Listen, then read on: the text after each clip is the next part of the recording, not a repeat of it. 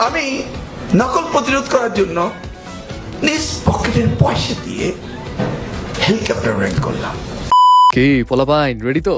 Social media জুড়ে এখন এই মানুষটার ছবি শয়লাভ। অনেকেই হয়তো চিনে, অনেকেই চিনে না, কিন্তু তিনি এমন একজন কিংবদন্তি যার নাম শুনলে 90 দশকের পরীক্ষার্থীদের কলিজা একদম শুকিয়ে যেত। তিনি বেসিক্যালি বর্তমানে চাঁদপুর 1 আসনে বিজয়ী নেতা এবং সাবেক শিক্ষা প্রতিমন্ত্রী এহসানুল হক মিলন, যাকে নিয়ে এখন পোস্ট হচ্ছে উনি কি জিনিস 90 দশকের পোলাপান জানে। ইনফ্যাক্ট কেউ কেউ তো এখন এটাও বলছে, ভাই স্টুডেন্টের জম চলে আসছে, এখন কেন তাকে নিয়ে এত ভয় এবং তিনি কি করেছিলেন সেই বিষয়ে বলি। এহসানুল হক মিলন, তার নামের আগে কিন্তু আ ন ম এই শব্দ রয়েছে এবং শিক্ষার্থীরা এই শব্দকে বানিয়েছিল আমরা নকল মুক্ত। রিজনটা কি একটু পরে বুঝতে পারবেন। তিনি বেসিক্যালি মার্কিন নাগরিকের ছিলেন, কিন্তু দেশের টানে মার্কিন নাগরিকত্ব ছেড়ে বাংলাদেশের রাজনীতি করতে এসেছিলেন। 1996 সালে প্রথম সংসদ সদস্য নির্বাচিত হন এবং 2001 সালে আওয়ামী লীগের হেভিওয়েট প্রার্থীকে হারিয়ে আবার বিজয়ী হয়ে মন্ত্রিসভায় জায়গা পান এবং তারপর তিনি শিক্ষা প্রতিমন্ত্রী হয়ে ওঠেন। ভালো কথা, কেন তাকে জমের মতো ভয় পাওয়া উচিত? তিনি শিক্ষা প্রতিমন্ত্রী হওয়াকালীন সময়ে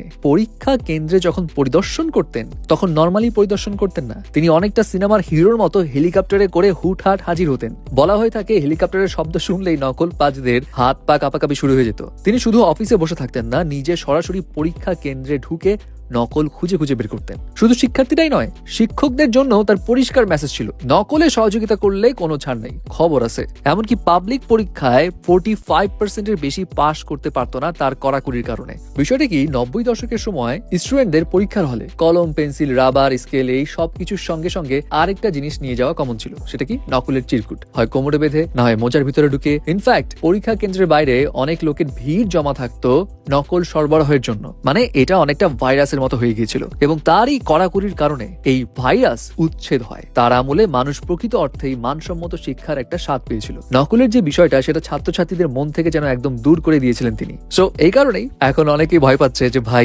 ডিজিটাল যুগ, ডিজিটাল মেশিন দিয়ে একটু নকল সকল করব, কিন্তু তিনি আসলে তো মনে হয় সব প্ল্যান চপাট। সো কি মনে হয় 2026 সালে এসেও কি আমরা এই কঠোর মিলনকে শিক্ষামন্ত্রী হিসেবে দেখতে চাই? কেউ বলছে তিনি থাকলে জিপিএ 5 পাওয়া কঠিন হবে, মানে পাস করাই ইনফ্যাক্ট কঠিন হবে। আবার কেউ বলছে দেশের শিক্ষা ব্যবস্থাকে ট্র্যাকে ফেরাতে ওনার মতোই জম দরকার। এখন আপনার কি মনে হয় জানাবেন কিন্তু।